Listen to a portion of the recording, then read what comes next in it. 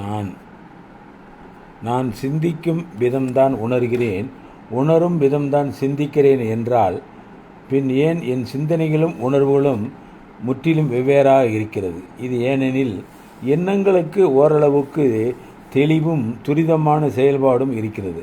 ஆனால் உணர்வுகள் சற்று மெதுவாகத்தான் செயல்படும். உதாரணத்திற்கு, இன்று யாரோ ஒருவரை மிக அற்புதமானவர் என்று நினைக்கிறீர்கள் என்று வைத்துக்கொள்வோம். அவரை பற்றி மிக நல்ல விதமாக உணர்கிறீர்கள், அவர் மீது அன்பு செலுத்துகிறீர்கள். ஆனால் நாளையே அவர் உங்களுக்கு பிடிக்காத ஏதாவது ஒன்றை செய்து விடுகிறார் என்றால் உடனே உங்கள் எண்ணங்கள் அவர் சரியல்ல என்று சொல்கிறது. ஆனால் உங்கள் உணர்வுகளோ உடனடியாக மாறிவிடாது. அது போராட்டத்திற்கு உள்ளாகும். தற்சமயம் அது இனிமையாக இருந்தால் அடுத்த நொடியே அது கசப்பாக மாறிவிடாது. மாறுவதற்கு அதற்கு கால அவகாசம் தேவைப்படும். உங்கள் உணர்வின் வீரியம் பொறுத்து அது முற்றிலுமாக மாறுவதற்கு 3 நாட்கள் ஆகலாம், 3 மாதங்கள் ஆகலாம், 3 வருடங்களோடு ஆகலாம். ஆனால் மெதுவாக அது மாறத்தோட துவங்கும்.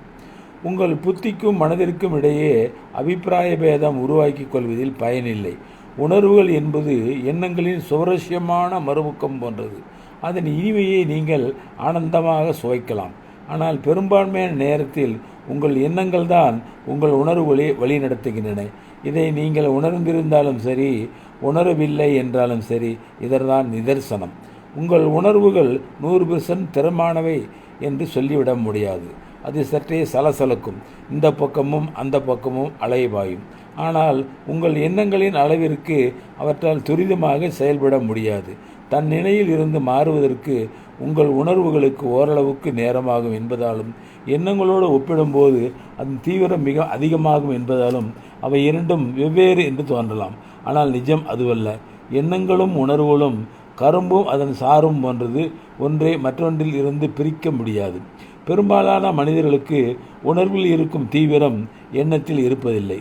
உதாரணத்து, உங்கள் கோபத்தில் இருக்கும் தீவிரம் உங்கள் சிந்தனையில் இருப்பதில்லை. ஆனால் நீங்கள் தீவிரமாக ஒரு எண்ணத்தை உருவாக்கினால் அந்த ஒரு எண்ணமே உங்களை மெய்மறக்க செய்துவிடும். எண்ணங்களில் மிக ஆழமாக செல்பவருக்கு அந்த அளவுக்கு உணர்வுகள் இருக்காது. ஒன்று தீவிரமாக இருக்கும்போது மற்றொன்று அதனை தீவிரமாக இருக்காது. என்றாலும் உங்கள் எண்ணங்களும் உணர்வுகளும் ஒரே திசையில் செல்வது நல்லது. இவை வெவ்வேறு திசைகளில் சென்றால் அது உள்நிலை கலகத்தில் அல்லது மனநிலை பாதிப்பு நோயில் முடியலாம். எண்ணங்களும் உணர்வுகளும் வெவ்வேறல்ல. ஒன்று வறண்டது, மற்றொன்று சுவாரஸ்யமானது. இரண்டையும் மகிழ்ச்சியோடு சுவையுங்கள். நன்றி.